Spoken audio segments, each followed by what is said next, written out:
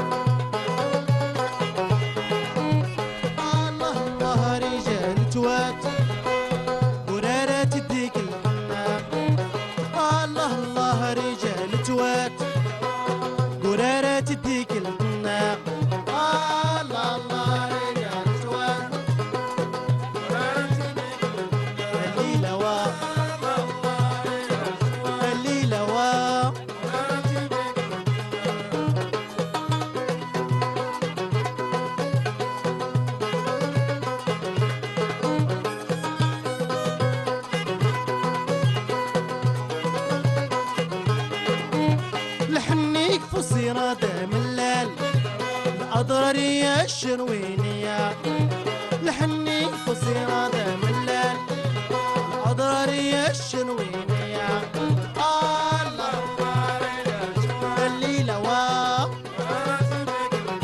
الليلة وا الليلة وا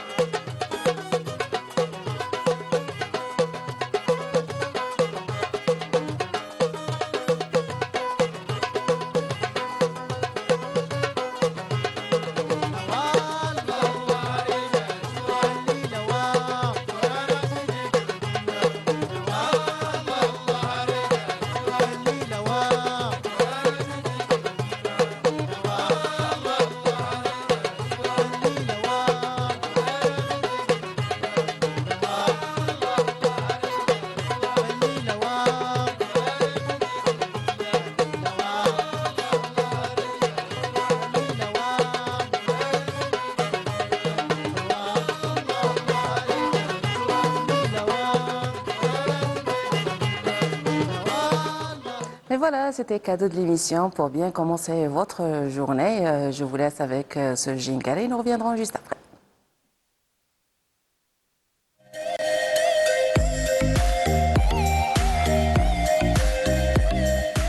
Première rubrique de cette matinale va débuter avec le sport et j'ai l'honneur et le plaisir de recevoir à mes côtés l'entraîneur de taekwondo, Monsieur Alaeddine. Alors Alaeddine Tab Nhass, c'est ça, Tab Nhass Alaeddine. Bonjour, bienvenue et ravi de vous accueillir ce matin. Et vous avez à vos côtés Joumana Darine, Aïchaoui. Good morning. Thank you. You speak English. Ok. Je vais commencer avec vous, Alaeddine, pour parler justement du club et les débuts de ce club avec les athlètes. Je sais que ça avait commencé avec uniquement le judo et après vous avez ajouté le taekwondo. Vous êtes avant tout athlète. Exact. Alors. Bonjour, merci pour cette invitation. Je vous en prie. Et cette club, elle est en 2018, Nordine Bungabi, le président du club, elle a créé cette club, c'est pour judo, Oui. c'est pas pour des arts martiaux. Après, sur 2024, elle a ajouté arts martiaux et D'accord. même handicap. Ah, donc même les handicapés ont Oui, leur place dans votre club. Ils s'entraînent avec vous. Ils activent dans quelle discipline? Les handicapés, c'est en judo ou en taekwondo? Les deux. Ah, les deux. Très bien, c'est super. Oui. Alors, qu'est-ce que vous pouvez nous dire sur les enfants qui adhèrent? Est-ce que vous avez de différents âges, garçons, filles? Et comment que ça se passe à l'intérieur? Oui, bien sûr, comme entraîneur de taekwondo, il y a plusieurs catégories, comme filles et garçons, même petits, grands. Alors, le plus jeune, il a quel âge? Le plus Comment? jeune, serait il a quel âge? C'est pas limité, c'est. Non, mais les athlètes que vous entraînez. 5 ans et 6. 5 ans. Oui. Très bien, il commence très Oui. jeune. Et le plus âgé? 50, 55. Ah là, il paraît que ça va. Hein. Oui. Ah ben, ça fait plaisir. Et ils s'entraînent même durant le mois sacré du le Ramadan? Oui, bien Le sûr. club? Bien sûr. Il est actif et tout. Oui. Super. Parce que tu peux pas arrêter pour le Ramadan. Parce que Ah ben justement, son mot Oui, oui. c'est ça le but. Ah ben, ça fait plaisir que voilà, le sport continue tout au long de l'année. Je sais que vous avez réalisé plusieurs médailles, vous avez participé à des compétitions. Qu'est-ce que vous pouvez nous dire par rapport aux compétitions auxquelles vous avez participé?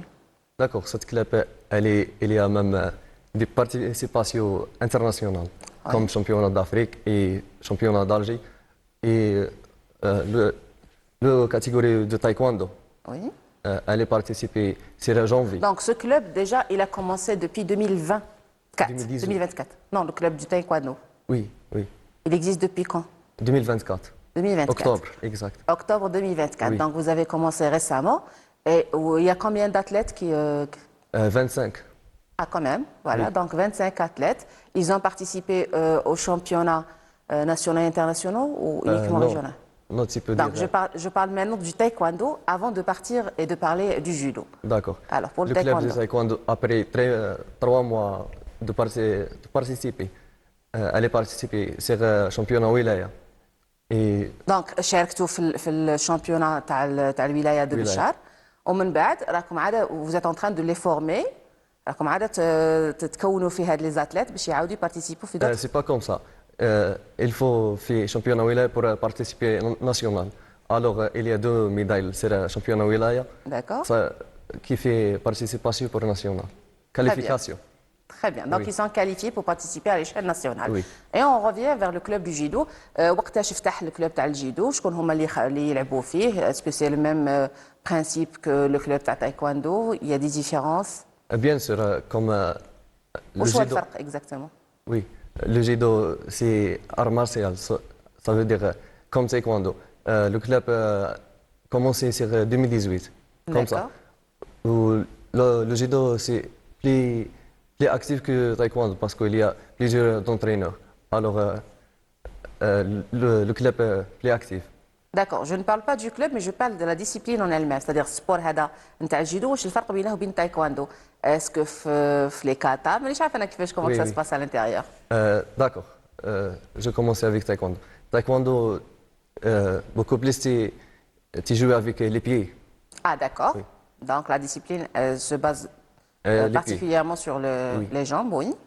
Mais judo, c'est pour chuter comme la lutte. Moi, je suis pas très, tu connais très pas douée. là, Les arts martiaux, c'est pas vraiment mon domaine. Je sais que ça aide comme discipline sportive. Est-ce que c'est une discipline qu'on utilise pour se défendre? Bien sûr. Oui, tu peux utiliser pour défendre et même Judo donne droit à cette, comment dire, euh, Allez-y, بالعربية, il n'y a pas de souci. même يعاونك في السيلف كنترول كيف نقولوها. Ok, donc contrôle personnel, c'est-à-dire que Exact, exact. se contrôler soi-même, éviter de s'énerver, bien Exact, rester zen عليكي. dans sa peau, voilà. Ok, on va passer le micro à Joumana Darin. صباح الخير جومانا دارين. Alors, انت تهضري anglais ماشي français. Of course. Alors, qu'est-ce que tu peux nous dire واش تقدري تحكي لي انا على المشاركة نتاعك في الكلوب هذا نتاع الجيدو وكيفاش جاتك الفكرة باش بديتي فيه؟ Sorry, but I don't understand you a little. وقتاش بديتي في الممارسة نتاع الجيدو هذا كديسيبلين؟ شحال كان في عمرك من بديتي؟ Maybe I was like 6 years old. 6 years old and you are? Yes. Now you have what? Quel est ton âge maintenant? How old are you? Now I'm 9 years old. So 3 years ago. Ça fait 3 ans. Yes. 3 Super. years. Alors, شاركتي في تظاهرات في des compétitions. Of course I did. And I like had 2 medals. Ah, 2 médailles, très bien. Yes. 2 gold medals. Oui, 2 médailles en or. Yes.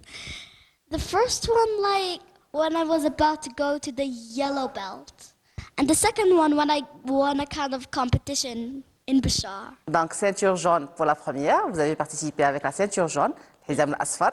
C'est ça. Yes. Et la deuxième? The second one? The second one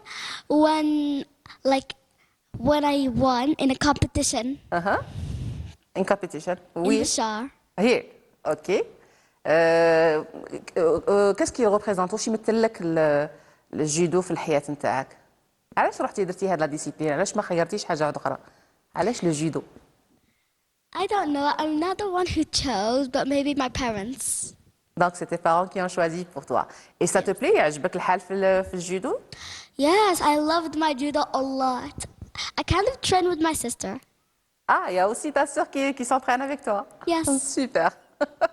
Alors, je reviens vers Aladdin. Aladdin كيشوفوا des enfants كيما كيفها اللي تلعب هكذا في une discipline صغيرة هي في الحجم نشوفها ما تبانش بلي وحدة اللي تلعب الجيدو نشوفها très enthousiaste et tout. وش هو النوع تاع الأطفال اللي توجهوا لهذه الديسيبلين؟ بون النوع تاع الاطفال اللي توجهوا هاد لي ديسبلين كاين بليزيور كيما نقولوا بزاف دي جون يتوجهوا لهاد لا ديسبلين مي لا كاتيجوري الصغيره هي اللي تلقاها عندها بوكو بليس اقبال على لا ديسيبلين هذه. بصح علاش؟ كومون سا سفي كو باسكو- لي جون واش هي الحاجة اللي تخليهم يجذبهم هذا السبور؟ باسكو هاد الصغار تلقى عندهم ايبر انرجي يسمى لازم سبور ميم كاين Pour la بالسبور dépenser justement كاين avec بالسبور l'énergie. وما يخرج ديك الانرجي كامله يسمى Mais توجور كيفاش؟ ايبر. Ou ils s'entraînent combien d'heures par semaine؟ شحال عندهم من séance؟ Ça dépend. Parce que il y a, comment on dit, على حسب لي كاتيجوري ولا على non, non, حسب c'est pas لاج catégorie. ولا؟ Il y a qui participe, il y a qui est 10 bétons. Alors c'est pas le même programme. دونك كل واحد البروغرام تاعه على حسب الكوربولونس نتاعه على حسب شحال من وقت من اللي راه معاكم في لونترينمون Exact. سي سا دونك سا ديبون على لا ديوري. Parce que tu fais adaptation. شحال يقعدوا وقت باش يتادابتاو باغ اكزومبل يباس كومبيان طون شحال يقعد هو اونتريني باش من بعد يولي يتعامل معاه كيما الاخرين؟ Mais quel type d'adaptation? Parce qu'il y a plusieurs types d'adaptation. اليزي راك معنا اليوم باش نتعرفوا على لا ديسيبلين دونك Oui. j'aimerais bien que vous nous donniez une petite idée هكذا comment que ça se passe à l'intérieur de la salle avec le club. Oui, pour l'adaptation de la souplesse, D'accord? si 2 mois et 3 mois, il y a, comment dire, Qu'est-ce qu'ils font? développement. Grand écart, c'est quoi le truc pour s'adapter? Pour adapter, Bon, pour la souplesse, vous visez quoi au juste? C'est-à-dire, pour être souple, il La faut... souplesse en général, le but de souplesse pour Ouais. éviter les blessures. Ah, ok. Alors, D'accord. tu adaptes l'athlète pour éviter les blessures. Ok. Après, quand tu passes deuxième niveau, troisième, l'athlète, il y a la souplesse pour pour comment dire هضر بالعربية يا با سوسي. الجوار يكون عنده ديجا لا سوبلاس باش يقدر يدير كيما نقولوا بيرفورمانس هاي كيما نقولوا طالعه في النيفو D'accord. سون بليسير. صح. Alors, si on compte après 3 mois, ينجم عادي يولي من بعد يدير les entraînements تاعه avec l'équipe entière et tout. بون ابري 3 موا كون Le nombre d'heures. l'adaptation. أنا ce qui m'intéresse c'est combien d'heures باش نولوا نهضروا على واحد بروفيسيونيل راه داخل في الكلوب. اوكي Il fait combien d'heures par semaine? Et combien de séances aussi? C'est-à-dire, Ok, ok. est-ce que c'est tous les jours? Est-ce que c'est un jour sur deux? Bon, pour les gens normaux, Ouais. il y a 4 séances par semaine. 4 séances par semaine? Mais pour les gens qui participent, À il les y a compétitions, donc c'est des athlètes à haut niveau. Oui. Donc, cadeau, c'est tous les jours. tous les jours. Très bien. Oui. Et le nombre d'heures, la séance, شحال فيها مساعة? Pour les petits, 1h30 comme ça. 1h30, d'accord. Ou les plus âgés? Les âgés, Les athlètes qui font tous les jours, ils font combien d'heures par jour? 1h30. Ah, 1h30, donc la séance c'est toujours 1h30. Et seniors, comment tu dis, plus âgés, il n'y a pas sur le club parce que le club, quand même nouveau. D'accord. Il y a seulement moi, 2 fois par jour. Très bien. Alors, نعاود نرجع لك جمانة دارين. J'adore ton prénom Darine. Thank شكون اللي you. خيره لك؟ Well, like when I was like 3 years old, أها. I kind of like watch the television, but I kind of channel in English. Ok. So that's how I learned English a lot. Donc, à partir de 3 ans, tu as commencé à regarder la télé en anglais et ça t'avait aidé à parler aussi facilement l'anglais. Ça fait plaisir. Alors, Yes. est-ce que tu veux dire quelque chose aux téléspectateurs? حابة تقولي كاش حاجة للناس اللي تتفرج فينا اليوم؟ Well, I don't know. قولوا صحة رمضانكم بونجور. Hi, Ramadan, Ramadan. happy Ramadan. Ramadan Karim, merci ma chérie. Alors, on va s'arrêter un petit moment avec ce VTR réalisé par notre collègue Jaoui Abab Ahmadi. Nous reviendrons pour continuer le débat. Restez avec nous.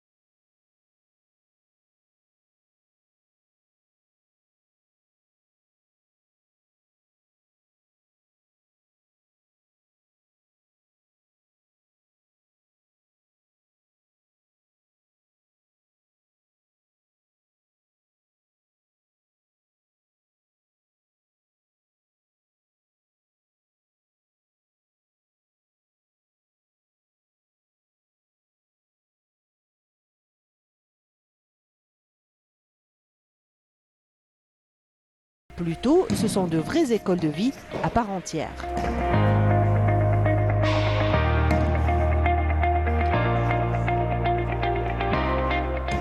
Eh ben voilà, très beau combat. Donc, on a vu que les athlètes ne sont pas uniquement focalisés sur le sport, mais ils sont doués aussi dans leur domaine d'études. Et vous les avez justement honorés à cette occasion. Alors, واش تقدر تقول لنا par rapport لهذا التكريم و par rapport les athlètes اللي راهم يجمعوا ما بين les deux choses. Donc c'est pas évident باش واحد يكون متفوق في الدراسه بصح كيما قالوا في الفيتيار العقل السليم في الجسم السليم. هذيك هي بون الكلاب الهدف تاعه انه يكون شخصيه سواء في الدراسه سواء في حياته الشخصيه. وي. والكلاب كننظم ديجا كما نقولوا تكريمات المتفوقين دراسيا باش نشجعهم يزيدوا يطوروا اكثر ان شاء الله. دونك ديجا راكم تحطوهم كوم موديل سادير كي تكرمهم قدام لي كاماراد نتاعهم شغل راهم يشوفوا باللي فوالا ils sont inspirés بلي كوم كوا اون بو فير لي دو على فوا. شفنا بلي دارين ثاني كانت واحده من المكرمات. دارين واش تقدري تقولي لنا في هذه المناسبه انت شحال كان عندك المعدل هذا الاختبارات تاعك؟ 9.88. ما شاء الله الله يبارك عليك ما خليتي والو قريب ل10. انا دائما نجي الاولى كما مش الثالثه وانا نجي الاولى. الله يبارك. دونك الرياضه ما خلاتكش منعتكش من القرايه ولا من الدراسه ولا انك تتفوقي في الدراسه جمعتي ما بيناتهم. واش تقولي للاطفال اللي باغيين يديروا الدراسه وخايفين لا ممكن يسمحوا باغيين يديروا الرياضه وخايفين لا يسمحوا في الدراسه؟ العلم نور والجهل عاري. والجهل ظلام. يعطيك الصحه بنتي. شكرا لك. ان ديرني مو علاء. بون نتمنى من كامل الناس انه يتوجهوا الرياضه باسكو راهي فايده ليهم سواء على المستوى الشخصي ولا المجتمع. وحنا ماذا بينا انه يكون مجتمع رياضي واخلاقي ما نكون. عندكم اكاديميه الجيدو؟ وي. واش تقدر تقول لنا على الاكاديمي؟ الاكاديمي مليحه مشجعه النادي. واش عندها كاضافه للابناء نتاعكم تاع النادي الاعضاء؟ الاضافه انها هي تساهم في تطوير هذه الرياضه وعندنا الاسبوع القادم ان شاء الله كما نقولوا تي تورنوا. دونك كاين تورنوا في رمضان هذا لا سيمين بروشين ان شاء الله. دارين واش تقدري تقولي لنا انت ككلمه اخيره؟ توقعوا روحكم في الدراسه بصح من تكبروا تكونوا الاوائل وغادي يكرموكم. قوليها لي بالانجلي. Never give up. You can always do it because practice makes perfect. Oh, exactly. Bravo ma chérie. Chers téléspectateurs, je remercie mes deux invités, les deux jeunes invités de cette matinale. Je vous laisse avec cette pause musicale et nous reviendrons pour recevoir notre prochain invité. Restez avec nous.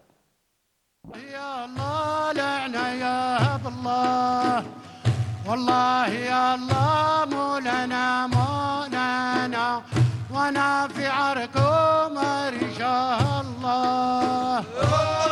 يا الله مولانا مولانا والله يا الله لعنا يا الله. الله يا الله مولانا مولانا وانا في عركم رجال الله. باسم الكريم باش يبدا متاحق بصلاة على النبي تفشي كل هموم. باسم الكريم باش يبدا والمتاحق بصلاة على النبي تفشي كل هموم. باسم الكريم باش يبدا والمتاحق بصلاة على النبي تفشي كل هموم. باسم الكريم باش يبدا والمتاحق بصلاة على النبي تفشي كل هموم. والله يا نهار المولود افراشق لركابك جينا من كل مكان. والله يا نهار المولود افراشق لركابك جينا من كل مكان. والله يا نهار المولود افراشق لركابك جينا من كل مكان. والله يا نهار المولود افراشق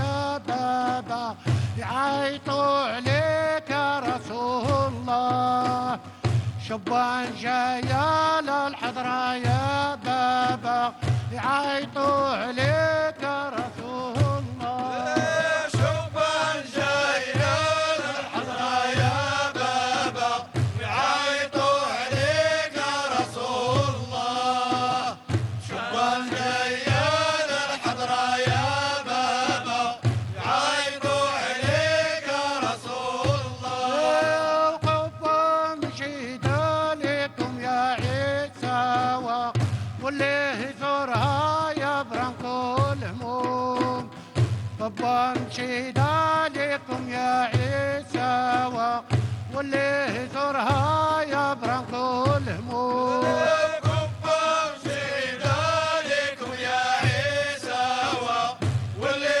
يزورها يبرم الهموم بابا مشيت عليكم يا عيسى واللي يزورها يبرم الهموم وصلوا على النبي من هو حاضر طيب اذكر يا رسول الله صلوا على النبي من هو حاضر طيب اذكر يا رسول الله صلوا على النبي من هو حاضر طيب اذكر يا رسول الله صلوا على النبي من هو حاضر طيب اذكر يا رسول الله صلوا على النبي من هو حاضر طيب اذكر يا رسول الله صلوا على النبي من هو حاضر يا طيب اذكر يا رسول الله صلوا على النبي من هو حاضر يا طيب اذكر يا رسول الله صلوا على النبي من هو حاضر يا طيب اذكر يا رسول الله صلوا على النبي من هو حاضر يا طيب اذكر يا رسول الله صلوا على النبي من هو حاضر يا طيب اذكر يا رسول الله صلوا على النبي من هو حاضر يا طيب اذكر يا رسول الله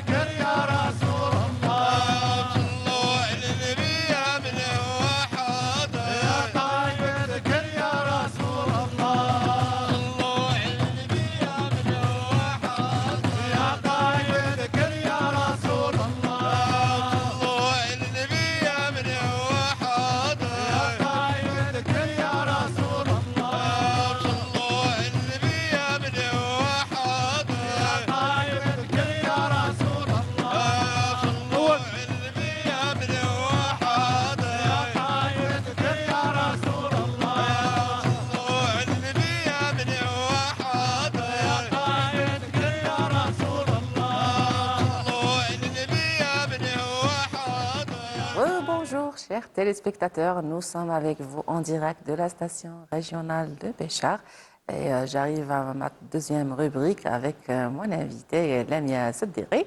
pour parler du jeûne chez l'enfant.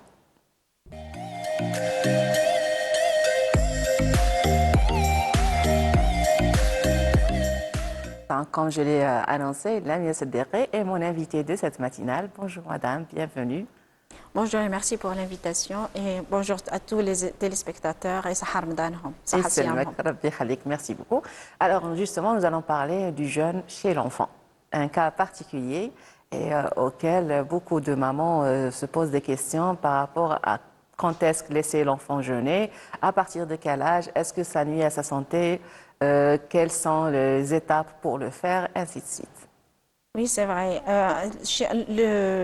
On a parlé avant du jeûne chez l'adulte d'une façon générale, oui. Mais le jeûne chez l'enfant, il a une certaine particularité. Donc, cette particularité, le jeûne chez l'enfant dépend de certains critères qu'il faut prendre en considération. C'est son état physique, Oui. C'est l'enfant, il est maigre, il a dans son poids normal, il est en surpoids ou en obésité. Ça, c'est l'état physique en quelque sorte.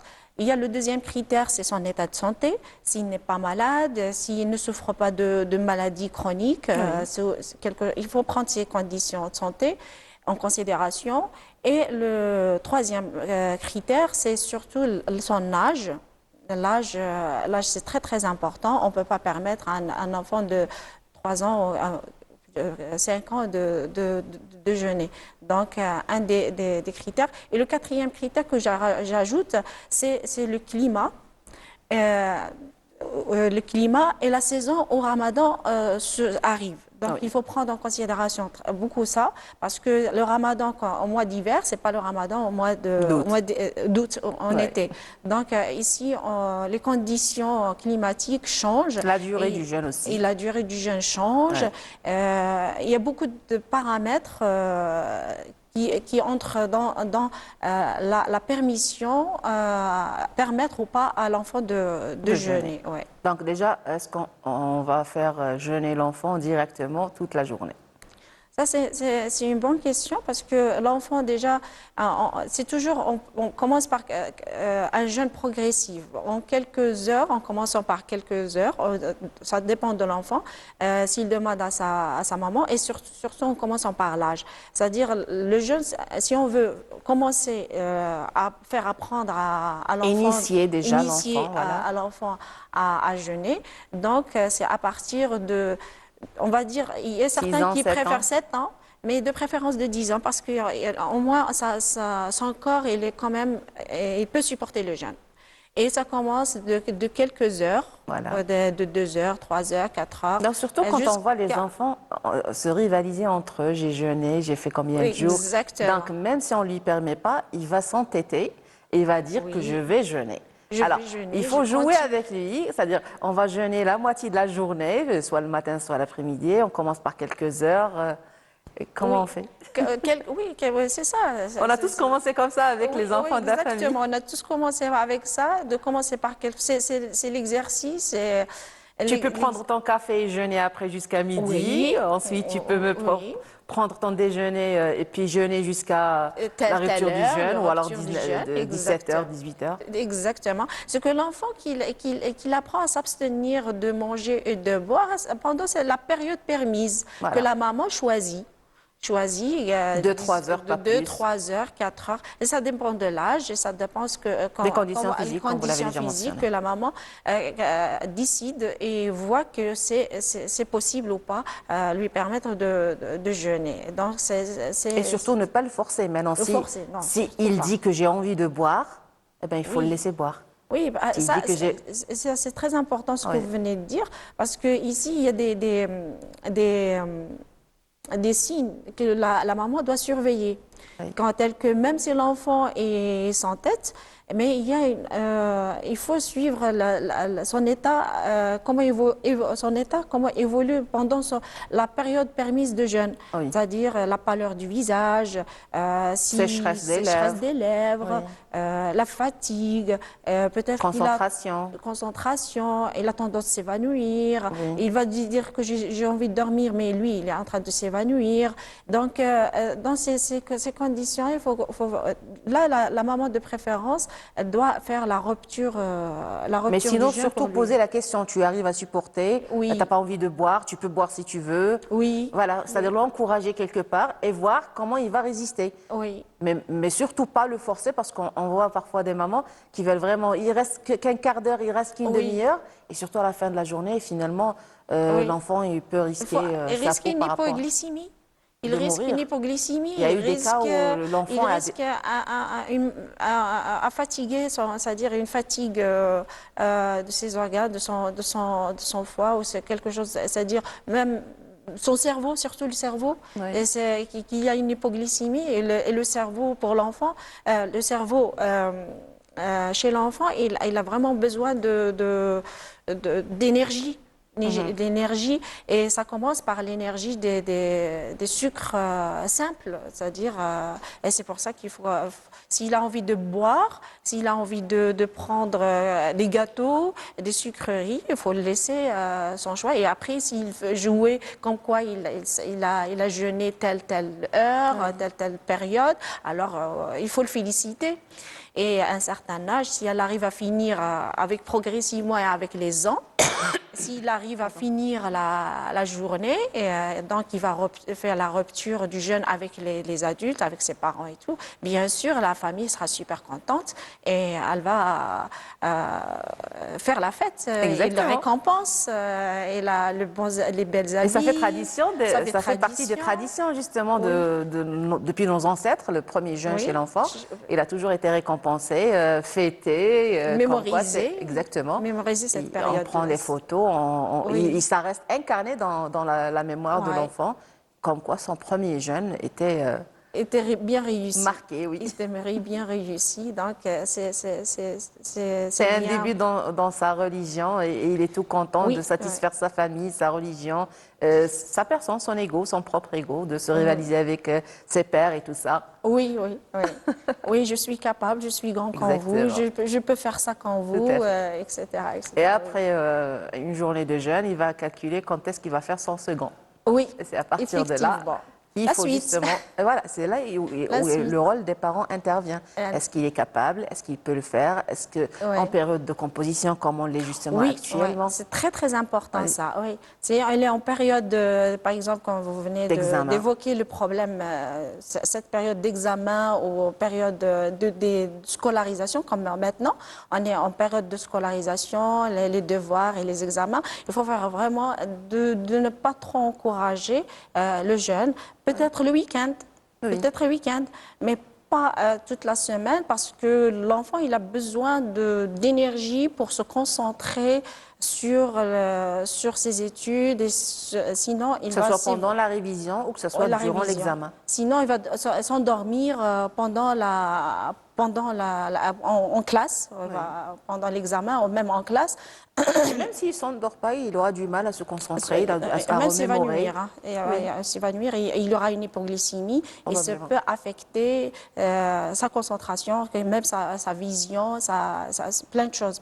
Justement, donc on s'attend à ce que la semaine prochaine, vu qu'il y aura le Fdelat Annos, Exactement. et puis pardon, Fdelat le 27, donc les 10 derniers jours, on sait la valeur donc émotionnelle, religieuse, traditionnelle dans nos coutumes, ce qui fait que beaucoup d'enfants surtout qui vont initier le jeûne pour la première fois. Et c'est le moment, c'est d'ailleurs pour ça qu'on a choisi la thématique, c'est pour savoir comment le faire et surtout quoi manger à la rupture du jeûne. La rupture du jeûne pour l'enfant, il faut toujours commencer, quand on parle des adultes, on veut dire tmar, les dates, le ma, etc. Mais ça s'applique aussi sur le jeune enfant. C'est-à-dire commencer par, on va dire qu'il commence par les sucres simples. Les sucres simples, que ce soit dattes, que ce soit miel, que ce soit l'essentiel qu'il prend les sucres simples, c'est qui lui permet une rapide absorption et ça nourrit surtout son cerveau et une énergie nécessaire et rapide, c'est-à-dire pour le cerveau, pour son corps. Et reprend rapidement sa vivacité. Et de l'autre côté, de l'eau, parce que ça permet la réhydratation, parce que vu la durée de jeûne, ça peut être, je ne sais pas, selon le choix de la maman, s'il finit la journée, il faut lui donner beaucoup d'eau. Quand est-ce qu'il a commencé? Est-ce qu'il s'est réveillé le matin pour ce ou pas? Est-ce que son dernier repas, à quelle heure il était? Donc ça rentre en considération. On rentre en considération. Et donc il faut la réhydratation, c'est très important. Et surtout la période où l'on est, si on est en période où il y a plus de fraîcheur, comme on est en mars, au printemps, ou en hiver, et ce qui n'est pas le cas en été. Juillet, même août. les adultes en souffrent, Tout à fait. mis à part les enfants. Maintenant, on sait que pour le premier jour de jeûne chez les enfants, ils sont capricieux. Et on répond à leurs caprices comme récompense. Oui, maintenant, bien sûr. qu'est-ce qui est autorisé, qu'est-ce qui n'est pas autorisé à la rupture, justement, pour ne pas faire le choc Oui, pour le... toujours commencer par, bien sûr, le choc hyperglycémique qui Oui. va faire un pic insulinique et ça fatigue l'organe le pancréas, Pancréas. qui était en repos pause, total. en repos, que ce soit l'estomac, que ce soit le foie, si on parle d'organes comme ça, elles étaient au repos. Même leur activité, elle était lente.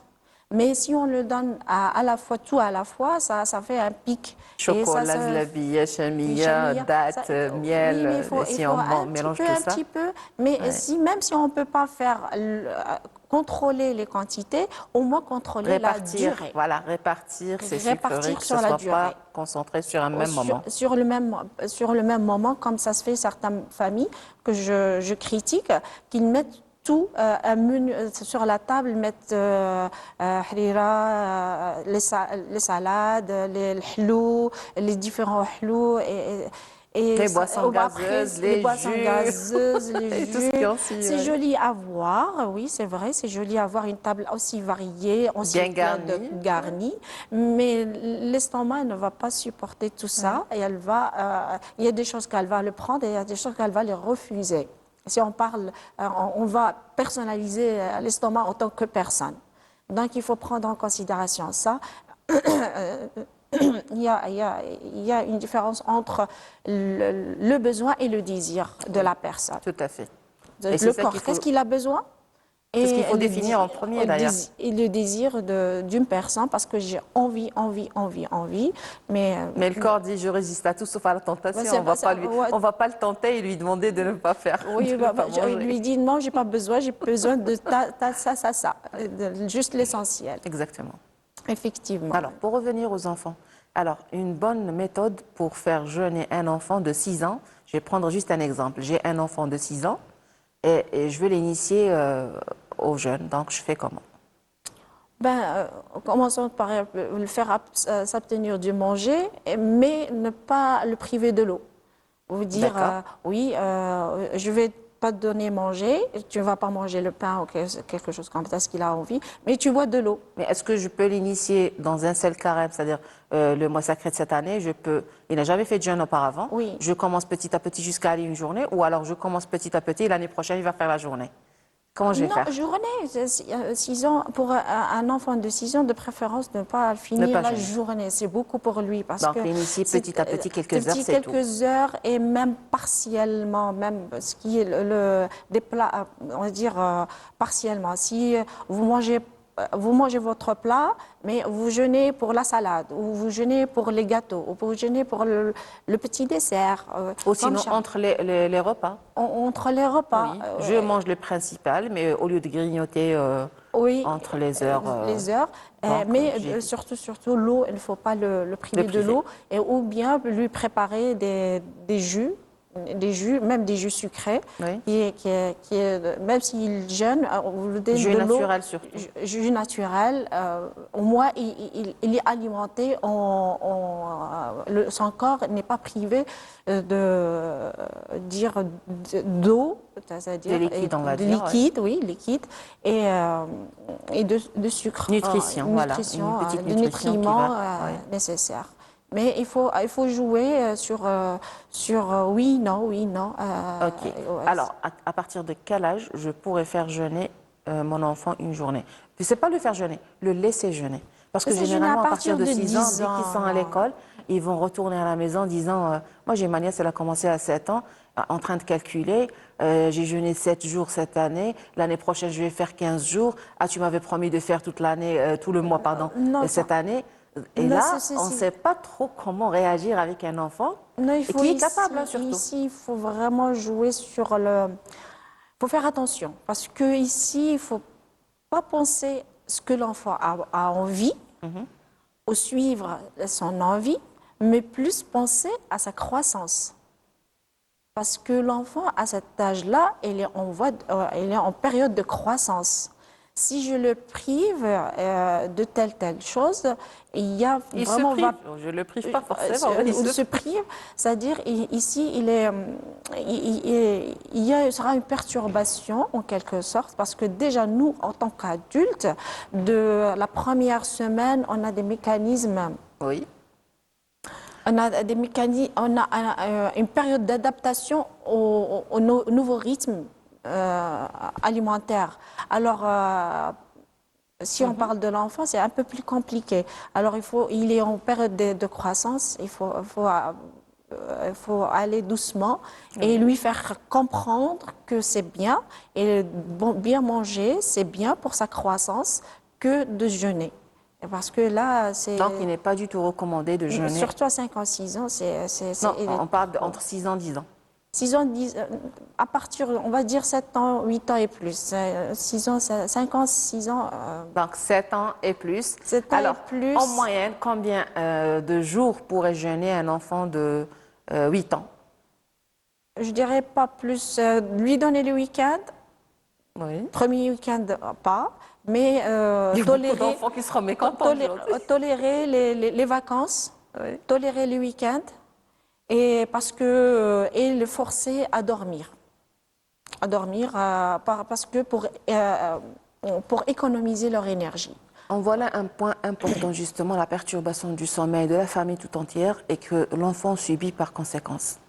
Donc, Oui, et ça comment c'est forcer un enfant à aller dormir alors que la lumière est encore allumée et que les gens sont encore dans le salon en train de regarder la télé et discuter? Oui, c'est une question très, très, très importante, parce qu'on voit même des enfants qu'on le voit pas avec la famille à la maison, mais on les trouve même à l'extérieur, dans la rue, et ce n'est pas quelque chose vraiment à préconiser ou à laisser. Donc pour l'enfant, moi je préconise, ça se fait pas période de Ramadan, ça se fait pendant l'année. On travaille sur l'enfant qu'il respecte. Le problème, c'est que toute l'année, il est réglé. C'est le mois de Ramadan. Quand il voit la famille, justement, Oui. passer plus de temps, se réveiller, déjà que le sommeil est perturbé chez l'adulte, et l'enfant, il subit.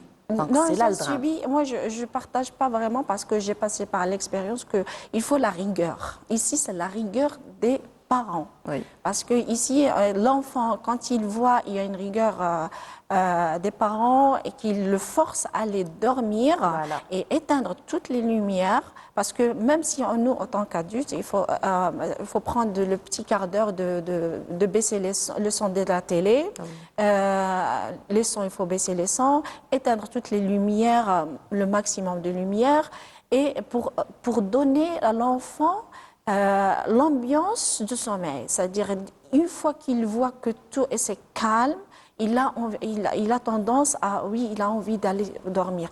Mais si on laisse tout allumer, Le préparer déjà psychologiquement, c'est ça? oui, Donc, il faut les- préparer, et ça vient même avant l'année, pour toute l'année. C'est-à-dire, il a son horaire, son cycle de sommeil. Son horloge biologique. Son horloge, Oui. disant qu'à 8h, 9h, il doit être au lit. Donc, s'il doit être au lit, c'est à nous, c'est la rigueur des parents, dire oui, il est 8h, il faut aller dormir. Il est 9h, il faut aller dormir. C'est le moment. C'est-à-dire, il faut demain, et tu peux aller faire ceci, cela. Demain, on va faire ceci. Il faut un petit peu faire aussi le côté récompense, le troc, en quelque sorte, avec le marchandage avec l'enfant pour Il fait ceci, vraiment tu auras cela. pour vraiment l'encourager à respecter son horloge ou son cycle de sommeil, et surtout qu'il a demain l'école à 8h, 8h30, c'est-à-dire plus, il faut respecter ses 10 heures ou 12 heures de sommeil. Justement, parfois, on Surtout voit les enfants à bas âge, moins de 5 ans. Il faut pas les les parents, laisser. toute l'année, si on leur dit que votre enfant, est-ce qu'il reste dehors après le coucher du soleil, ils vous diront automatiquement non. Maintenant, le mois de carême, le mois de Ramadan, ils sont dehors jusqu'à minuit passé. C'est des comportements qui changent automatiquement durant le mois sacré. Parfois, justement, on voit que l'activité commerciale est de plus en plus active, surtout La nuit. les derniers jours du mois sacré avec les préparatifs de l'Aïd. Et voilà, plus la rue est animée, plus les parents sont tolérants. Oui, mais tolérant parce que on va dire il y a une. Il faut attirer justement l'attention des parents sur attirer le l'attention rôle de la parce que rigueur dans ce genre de la situation. rigueur, oui, des enfants, ne pas les laisser à l'extérieur parce que ça affecte aussi leur sommeil et leur activité journalière, c'est-à-dire au cours de la journée. Le scolaire aussi affecte aussi leur activité scolaire et leur concentration, tout ce qui va avec. Et dans ce sens-là, de préférence, on dit oui, c'est vrai, à partir, il y a une certaine activité, tarawih, salat tarawih, Voilà. c'est ça qui fait durer, permettre les enfants de sortir. Mais c'est pas parce que certains enfants sont encouragés par leurs parents à aller à la mosquée pour faire la prière, mais quand même après Tarawih, de préférence faire rentrer les enfants parce que il y a demain l'école et ils doivent être en bonne Même sans bon l'école, sommeil. parce que là, on se prépare, ils vont être bientôt en vacances. Et c'est pas parce qu'ils sont en vacances qu'ils vont rester dehors jusqu'à 3h, 4h du matin. 2h, 3h. Parfois 2h, 3h du matin. C'est un phénomène dramatique. vraiment. Oui, c'est un phénomène vraiment à étudier et faire appel aux parents de faire attention. Justement, c'est l'occasion aujourd'hui pour sensibiliser les parents sur la gravité de cet acte. Non seulement il atteint l'horloge biologique, mais aussi la croissance, métabolisme, de concentration, tout ce qui en suit dans le corps d'un petit enfant qui est en voie de... Effectivement. Oui, effectivement. Et donc, il est de préférable que les parents fassent attention à ce point-là et on leur demande de vraiment de ne pas ça De ne pas dérange. négliger ce cette phénomène parce que partie-là. c'est pas quelque chose de normal. C'est pas normal Voilà. pour trouver des enfants, surtout qu'il y a des problèmes sociétals. Tout à fait. D'un point de vue sécuritaire aussi. Sécuritaire, Voilà. exactement. Alors, pour conclure, qu'est-ce qu'on pourrait dire sur le jeûne des enfants? Alors, c'est bien de les initier, c'est bien de les surveiller. Il faut surtout ne pas négliger l'état de santé de l'enfant, faire une initiation au jeûne bien avant de commencer. À partir de 7 ans, on a dit. Oui. Donc, il est recommandé de commencer le jeûne à partir de 7 ans. Entre 7 ans et 10 ans, c'est quelques jours avant que ça ne soit des journées entières. Et bien sûr, avant l'âge de puberté où il sera carrément obligatoire de jeûner. Oui, vous avez bien résumé le jeûne chez l'enfant et je rajoute juste quelque chose, un petit point, c'est qu'il y a certains enfants qui sont pas encouragés à jeûner, chez deux cas très importants. C'est le cas des enfants hyperactifs parce qu'ils sont très Ils ont actifs. besoin de sucre, oui. Ils demandent beaucoup d'énergie et s'ils jeûnent, ils vont avoir des problèmes d'hypoglycémie, surtout ça. Et le deuxième cas, c'est les enfants malades, surtout avec un état de santé préoccupant ou des maladies chroniques telles que le diabète, ou ils ont des problèmes d'anémie aussi, tels que l'anémie aussi. Alors il faut faire attention à ces... Même si l'enfant souhaite jeûner, mais que les parents, la maman en particulièrement, essayent de surveiller de près et aussi de le convaincre de reporter le jeûne à une autre journée ou à un autre moment, ou à un certain âge avancé.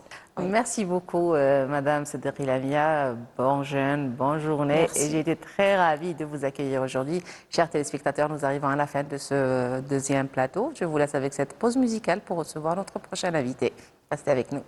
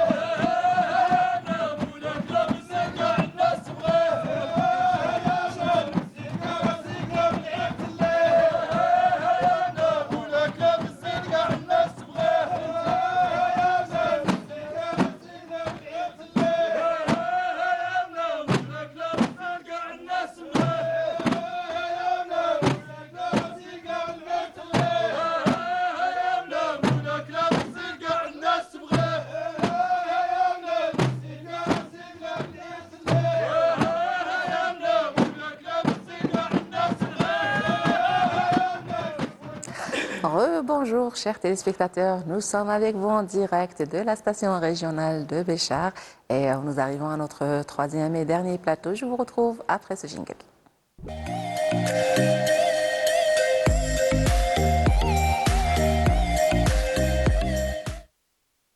Alors, j'ai l'honneur et le plaisir de recevoir à mes côtés Madame Biara. Bonjour, bienvenue. Vous êtes architecte et nous allons justement parler de l'aspect architectural de la région du Sud-Ouest, du Sud de manière générale, et surtout le changement entre ancienne et nouvelle architecture. Bonjour et bienvenue. Bonjour, je vous remercie de l'invitation.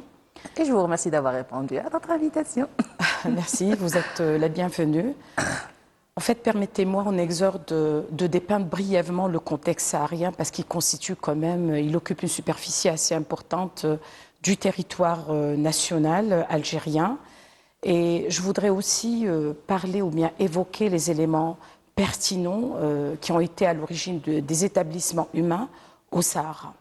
En fait, si la ville, en tant qu'entité autonome, regroupe les hommes avec leur quotidien, leurs rêves, leurs ambitions, en favorisant bien entendu la rencontre et les échanges, l'oasis, quant à elle, va au-delà des aspirations locales. Alors que longtemps considérée comme isola-autarcique, l'oasis est plutôt gérée par des mécanismes d'échange qui assouvissent les attentes relationnelles de sociétés isolées et disparates dans cette vaste superficie désertique qu'est le Sahara. Et donc, cela veut dire que l'oasis ne peut pas vivre sans les relations d'échange avec les oasis avoisinantes, sinon outre-mer, outre-territoire. Et donc, si désert, si le Sahara... Ça a toujours d'ailleurs formé un point de rencontre. Les oasis, à travers les temps, ils étaient source d'eau et d'approvisionnement. Donc, même les passants, ils s'arrêtaient. Il y avait un échange culturel. Il y avait échanges culturels, commerciaux, il y avait etc., des contacts sociétals et tout ça. Donc, oui. Ça a toujours été... C'est pas une isolation, c'est bien au contraire une rencontre et un point d'échange surtout. Tout à fait, tout à fait. Donc si le Sahara signifie désert, il consacre a priori la relation de l'humanité à la Terre tout entière. Et donc parcouru par des explorateurs, des voyagistes, il n'a jamais été vide, à l'encontre de ce que pensent beaucoup de gens. Donc ce réseau d'oasis ou de petits chapelets qui s'égrappent le long de vallées témoigne justement d'une vie en plein cœur du Sahara, mais aussi et surtout d'une société qui résiste aux conditions du milieu qui sont très sévères. Il s'agit par exemple de la fragilité de l'écosystème, il s'agit de vastes étendues désertiques, de l'éloignement, aussi de conditions climatiques sévères, car comme vous le savez, en fait, ce vaste champ jaune sableux est en fait exprime ses colères, ses tempêtes et ses tempéraments très imprévisibles. Donc, malgré l'assesse du climat, il y a eu plusieurs vagues de peuplement au Sahara par le nord, et malgré donc l'hostilité extrême du milieu saharien. Donc, ceux que nous appelons les Sahariens sont devenus seigneurs dans la transformation des reliefs désertiques, les rendant habitables. Et donc, ainsi circonscrit, le Sahara se trouve divisé, sinon par la nature elle-même, du moins par les hommes, en trois grands ensembles régionaux. Donc, vous avez la Saoura qui englobe Béchar et ses environs. Oui. Vous avez le Gourara qui prend en charge Timimoun et alentour. Et ensuite, le Touet et Tidikelt qui va au-delà d'Adrar. Et donc les premiers établissements qui se sont créés donc, au niveau de ces ensembles régionaux obéissent en fait aux nécessités naturelles parce qu'il fallait la présence d'eau. Sans eau, on ne peut pas vivre au Sahara. Ensuite, il fallait saisir les opportunités commerciales dont on a parlé, des échanges entre oasis. Et enfin, donc, ils obéissaient à l'organisation tribale, voire religieuse, mais la plupart doivent leur fondation au trafic caravanier. Et donc, les points d'eau sont à l'origine de la fondation des cités caravanières qui ont déterminé les tracés de pistes. Oui. Donc, les carrefours ont déterminé justement les haltes, ces haltes, donc ce qu'on appelle les villes-marchés ou bien villes-étapes. Et donc, pour survivre dans ce milieu hostile, les Xoriens ont agi à l'extrême de leur connaissance et de leur savoir-faire pour entreprendre des établissements qui répondent à leurs nécessités impérieuses, mais aussi pour répondre à l'environnement qui est implacable, parce que vous le savez, ils n'avaient pas de moyens, Oui. donc leurs moyens étaient assez étriqués, et puis Je n'oserais pas dire qu'ils n'avaient pas de moyens parce qu'ils ont réalisé des chefs-d'œuvre. des génies, oui, Eh oui, ce qu'on appelle des avec génies du lieu. le peu de moyens qu'ils moyens. avaient, mais quand même, ils arrivaient à réaliser des choses qu'on n'arrive pas à réaliser avec tous les Tout moyens à que nous fait, avons. qui respectaient justement l'environnement. Oui. Et donc, ils n'avaient pas de moyens, comme on a dit, mais aussi, ils ont construit sur des sites quasiment vierges. Oui. Quasiment vierges et stériles, qui étaient difficiles à Rocheux vivre. parfois. Rocheux, très rocheux. Et d'ailleurs, parmi les conditions de s'établir, c'est-à-dire le génie du lieu, comment ils faisaient donc ces architectes qui n'ont pas de nom, qui n'ont pas laissé de nom, en fait, ils se sont établis d'abord en sélectionnant un site qui permet de se protéger contre les intempéries, contre le climat, c'est-à-dire Et contre l'ennemi aussi. oui, contre l'ennemi, contre les pillards du désert à l'époque, oui, tout à fait. Donc, ils ont essayé de chercher, donc, de sélectionner le site. C'était la première condition à favoriser. Donc, un site qui se protégeait, qui était protégé de. Il fallait que tous les périls restent dehors. Oui. Et d'une part, d'autre part, Source d'eau. il fallait que donc le site soit bien aéré et bien éclairé, bien ventilé. Ensuite, il y avait la source d'eau. Sans eau, on ne peut pas vivre, Tout à on l'a fait. dit, donc on le rabâche. Donc il fallait s'implanter à côté d'une source d'eau. Et comme vous le savez, dire oasis, ça veut dire parler d'une trinité. L'eau, le palmier et l'oxar. Et donc il fallait que ces trois éléments soient ensemble pour parler d'oasis. Et donc pour s'établir, ces génies bâtisseurs, ils se sont établis en masse compacte. C'est-à-dire toutes les maisons sont adossées les unes contre les autres pour laisser peu de place aux tourbillons de sable et aux éclats de soleil. Oui. Donc il y avait beaucoup de murs Ingénieux aveugles. comme C'est comme ingénieux architecture. comme procédé. Oui. Donc ils ont essayé d'avoir des façades quasiment aveugles, très peu d'ouverture. Oui. Et il y avait aussi un autre élément qui jouait en faveur donc de la fraîcheur au sein de l'établissement humain ancien. C'était donc cette sinuosité des ruelles, ce qu'on appelle les droubs. Donc c'était sinueux, d'une part pour amoindrir la force des vents de sable qui étaient déjà filtrés par le palmier, rafraîchis par la brise, par l'eau. Et en fait, donc, à chaque fois qu'ils butaient sur les murs, donc ça amoindrissait la vitesse des vents de sable qui étaient torrentiels au niveau de la région. Ceci d'une part, d'autre part, donc les ruelles jouaient avec l'obscur et le clair. D'une part, pour obturer la vue de l'étrangéité, Oui. parce que c'était interdit que l'étranger pénètre à l'intérieur de l'établissement humain, et d'autre part, parce qu'ils voulaient donc assurer cette obscurité par le biais de certaines pièces qui s'étageaient au-dessus, donc épisodiquement au niveau des ruelles. Et donc ces espaces qu'on appelait la Hinia, on en viendra après quand on parlera de l'organisation sociétale, en fait c'était des passages, ils représentaient des passages féminins pour laisser libre passage aux hommes au niveau du rez-de-chaussée. Ces passages procuraient de l'ombre, procuraient de la fraîcheur au niveau de l'espace habité saharien. Donc en plus de ça, il y avait cette couleur donc, qui était favorisée par le biais des matériaux locaux. Donc c'était La couleur du sable. la couleur du sable, qui était d'une bonne isothermicité, donc éprouvée. Et donc, on n'avait pas besoin de climatisation Ni artificielle. de chauffage. Le tout était étudié, ni de chauffage, Oui. tout à fait au niveau de l'établissement humain. Alors, si on parle de l'organisation à l'intérieur du XAR, c'est-à-dire comment étaient éparpillées les pièces, qu'est-ce qu'il y avait à l'intérieur comme pièces d'ailleurs, qui était réservé pour l'étranger ou pour l'invité, on va dire, et qu'est-ce qui était réservé pour le staff féminin, comment étaient interposées, on va dire, les terrasses l'une à côté de l'autre, c'est-à-dire qu'il n'y avait pas de limite. La terrasse ne voulait pas forcément dire que c'est la limite de l'habitation qui était en dessous.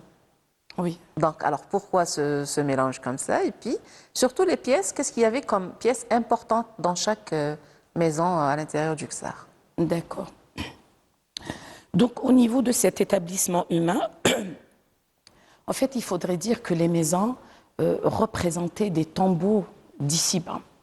Et donc là, il y avait donc les maisons n'étaient pas aussi hautes, donc il n'y avait pas de cette surélévation telle qu'on la voit, telle qu'on l'observe au jour d'aujourd'hui à travers les parois des rues.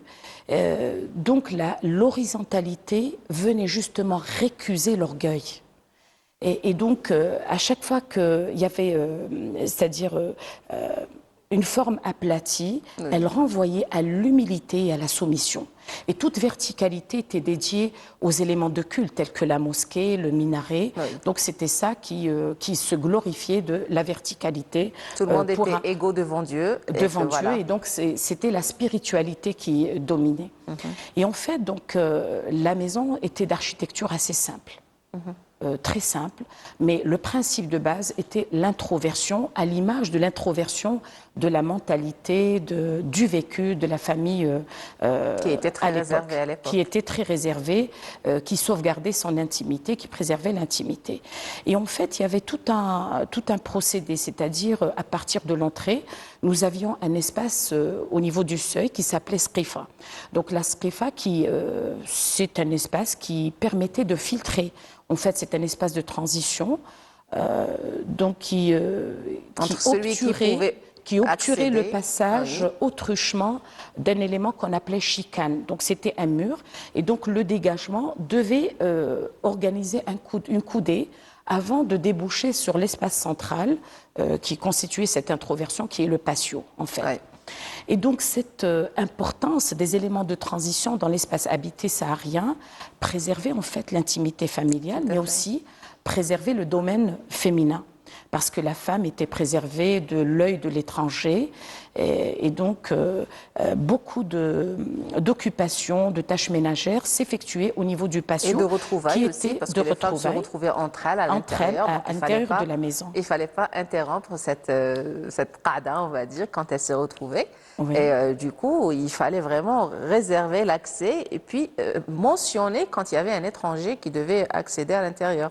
Donc, soit on est déjà avisé préalablement, que l'endroit soit proche de la porte d'entrée pour le recevoir, déjà la pièce. Le séjour était juste au niveau de l'entrée, justement. Au niveau de l'entrée. Oui. Et puis, il y avait aussi l'espace où on réservait pour le... comment on appelle ça, c'est-à-dire le ravitaillement, tout ce qu'ils avaient. Oui, le stockage. Le stockage de tout ce qui... Bitlkhzin, donc c'était Bitlkhzin, qui était réservé pour le stockage. Donc ça, c'est toutes les maisons qui devaient avoir...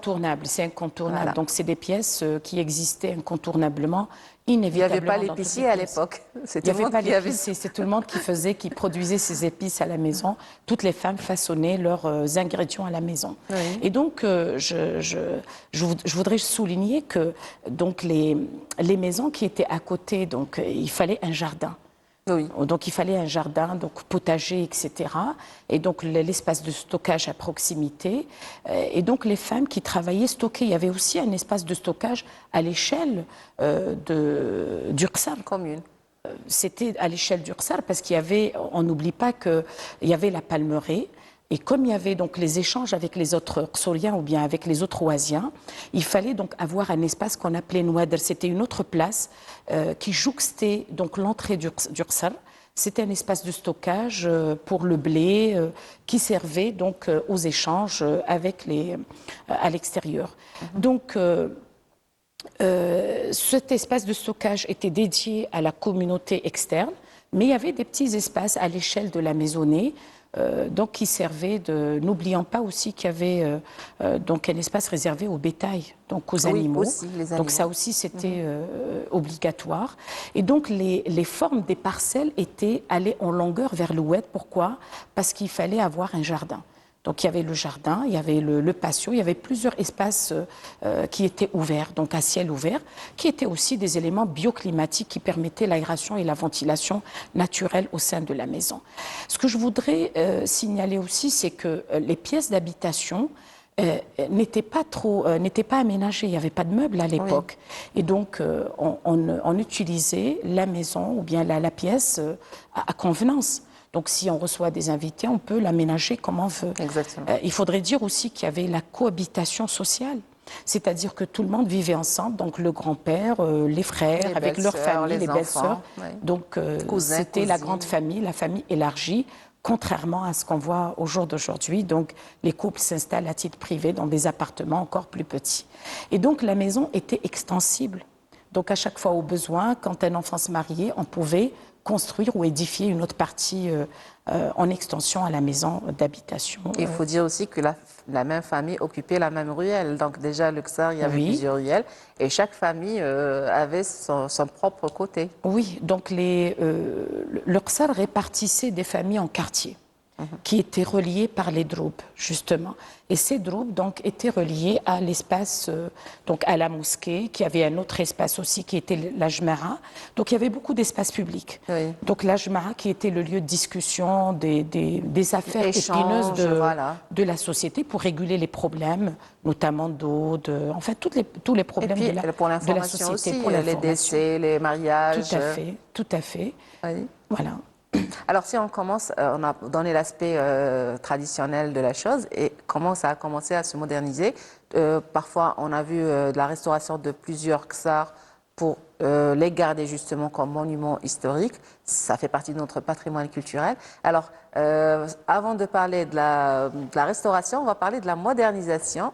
Beaucoup de gens ont quitté leur habitation au Ksar, même s'ils détiennent les actes actuellement, mais ils ont changé d'endroit et il n'en reste que des souvenirs, parfois que des, je sais pas, Mémorial, oui. mémorial, voilà, mais c'est pas En vraiment fait, habitable. ce dont on vient parler, c'est une présentation qui a persisté quand même pendant de longues périodes historiques, Des siècles. pendant des siècles, jusqu'à ce que l'ordre colonial vienne perturber donc, la logique de production spatiale au niveau de l'établissement humain au Sahara. Et donc,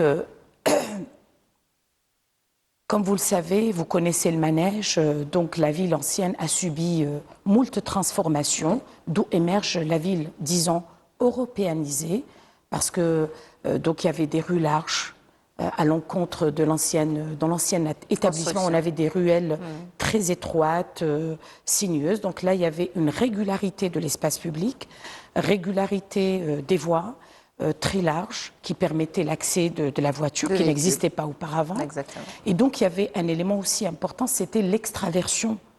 Donc les colons sont venus s'exhiber à l'extérieur, contrairement à la conception ancestrale, la conception de naguère, préserver l'introversion et l'intimité.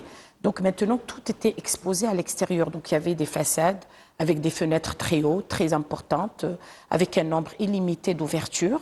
Et donc là, il y avait aussi un autre élément, donc les bâtiments où le bâti commençait à s'étager. Ah oui. Je vais dire aujourd'hui, dans toute sa laideur, défiant les règles de l'art et de l'urbanisme.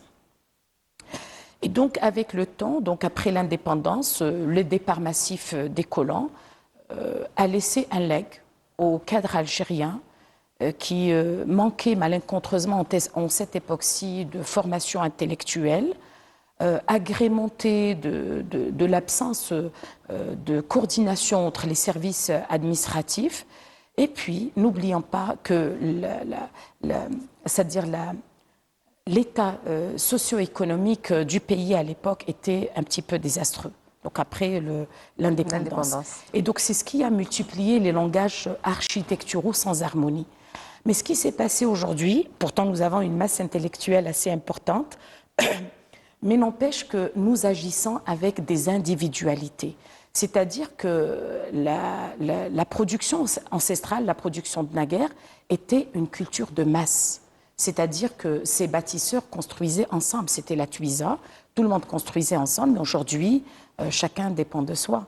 Donc il y a des individualités, donc chacun s'exprime à sa manière. Et puis la modernisation a joué son rôle aussi quand on a aperçu sur d'autres cultures, quand on voit sur des réseaux sociaux des bâtisses, ça donne des idées et puis des gens qui veulent imiter et tout ça. Donc on n'arrive pas Il n'y a pas de mal d'imiter, Oui. mais il va falloir respecter Conserver. l'environnement dans lequel conserver, au moins respecter l'environnement, respecter le climat. Parce qu'aujourd'hui, nous avons trait à utiliser à profusion la climatisation artificielle.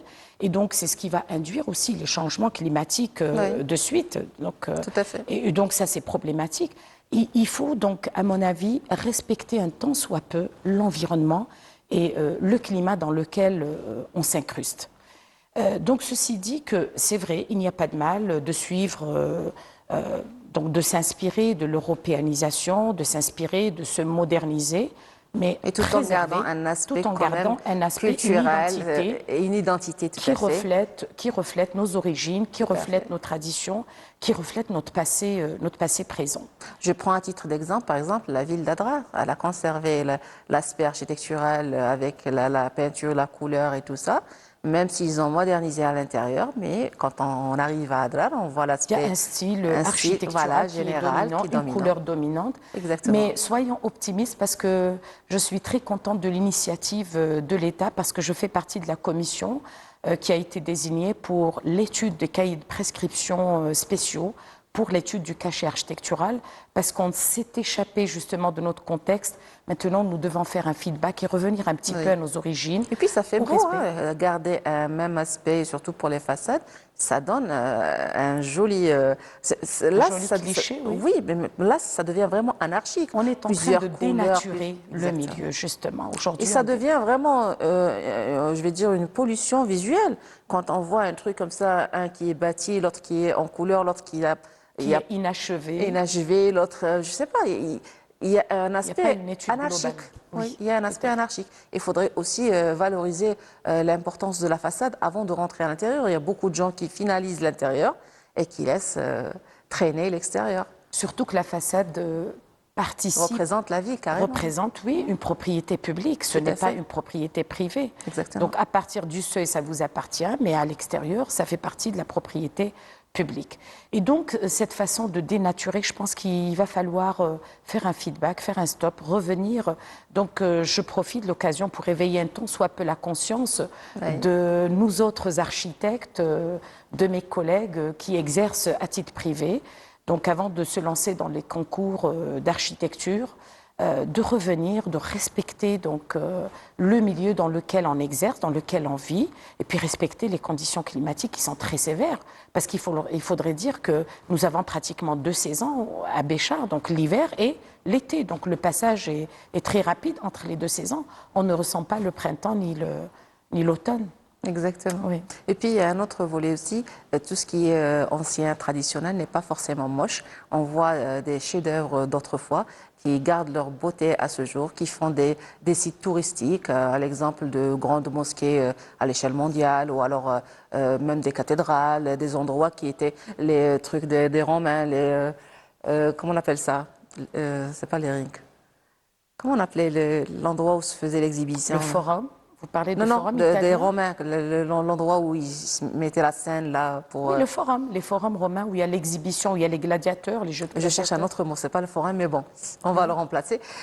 Donc, c'était des endroits qui faisaient regrouper le monde et qui tiennent debout à ce jour. Et c'est beau toujours pour faire des soirées musicales, par exemple. On revient, par exemple, comme à Jmila et tout ça. Et c'est toujours beau d'y assister. On peut avoir des maisons modernes, mais avec un aspect architectural d'autrefois. Il y a des palais, il y a de la mosaïque, il y a de l'ancienne architecture islamique et arabo-islamique qu'il faut revaloriser et mettre en avant. Tout à fait. Donc, pour m'allier à votre opinion, justement, là aussi, il va falloir sensibiliser la masse citoyenne. Pourquoi? Parce que je vais vous étonner, je pense que les ressources sont signes de misère. Voilà, c'est pour ça que je dis Ils que... sont appréhendés en tant que signe de misère et donc tous les gens ont quitté leur... vous savez, il y a des ressources qui sont toujours habitées, mais moi je vais vous dire parce qu'ils n'ont pas où aller, parce qu'ils n'ont pas d'autres alternatives. Et en fait, donc ces gens-là, ils vivent parce qu'ils sont forcés d'y vivre. Mais sinon, les gens qui ont eu les moyens, pour eux, donc la dalle de sol, les matériaux nobles, sont quand même signe de modernité. Ils sont partis de, c'est-à-dire ils ont quitté la misère. Et en fait, donc au niveau d'Ursal, parce qu'il n'y avait pas la voiture, il n'y avait pas le robinet, il n'y avait pas. Donc il y a quand même des valeurs sociales qu'il va falloir préserver. Donc je pense qu'il faut sensibiliser les gens dire que cet établissement est quand même très précieux, il a une valeur très précieuse. Oui, et on peut moderniser tout en gardant un Tout en aspect gardant l'aspect original. traditionnel. C'est-à-dire que je peux avoir une dalle de sol couleur sable, par exemple, et l'installer à l'intérieur, avoir le confort et la couleur. Sinon, mettre Et le des ciment... peintures qui sont carrément sable, qui ressemblent Exactement. au sable. Il y a des trucs qui On peut se rapprocher, modernes, oui. mais qui se rapprochent de notre identité Oui. et qui, voilà, ils sont agréables au regard. Et puis, quand on valorise la chose, les gens vont la trouver belle. Ah, précieuse. Oui, ils vont l'apprécier à leur pardon, tour. oui, Oui, oui, ils tout à vont fait. l'apprécier à leur tour. Oui. Et c'est ça qu'il faut faire. C'est le rôle des architectes. Quand je viens demander un modèle, il peut me conseiller un concept arabo-islamique, par exemple, en disant, voilà, ça pourrait faire beau, on mélange ça avec ça. Et les bains d'autrefois, les gens reviennent, même s'il y a la douche italienne, mais les gens ont toujours tendance à revenir au bain traditionnel. Traditionnel, parce qu'il est pratique aussi. Voilà, Ça fait pratique, partie et de puis notre culture, Exactement. de notre quotidien. Oui. Mais quand on le valorise, ça prend de la valeur pour tout le monde. Non, en fait, il y a aussi un autre problème, c'est qu'on ne reconnaît plus nos villes par rapport aux villes algériennes. Donc, Oui. si nous voulons encourager le tourisme, par exemple, il n'y a pas de différence entre les villes algériennes, alors que chaque contexte, chaque ville doit avoir son petit cachet oui. par rapport à son ensemble régional. Et je prends un titre d'exemple, Ghardaya, qui a son aspect particulier, Oui. et qu'on aimerait que ce soit le cas de toutes les villes algériennes. Nous arrivons à la fin de l'émission. Un dernier mot. Ben, je voudrais vraiment, je vous remercie d'abord pour l'invitation et j'espère que nous autres architectes aussi, la masse citoyenne, qui vont respecter Inch'Allah. nos origines, surtout nos origines, respecter le milieu dans lequel, le contexte dans lequel nous vivons, parce que il a été très simple, mais on n'a pas dépensé beaucoup d'argent pour vivre confortablement. D'ailleurs, on dit que c'est l'expression, donc c'est le lieu de l'expression communautaire et du sentiment fédératif, chose qu'on ne retrouve plus aujourd'hui dans les établissements actuels. Je vous contemporains. remercie Voilà, infiniment merci à pour vous. toutes ces informations. Chers téléspectateurs, nous arrivons à la fin de notre émission. Je vous remercie pour votre attention. Nous étions avec vous en direct de la station régionale de Béchar. Je vous donne rendez-vous jeudi prochain à la même heure, 9h du matin. Prenez bien soin de vous. Je vous laisse avec cette pause musicale. Au revoir. Saha siamkom ou saha ftarkom.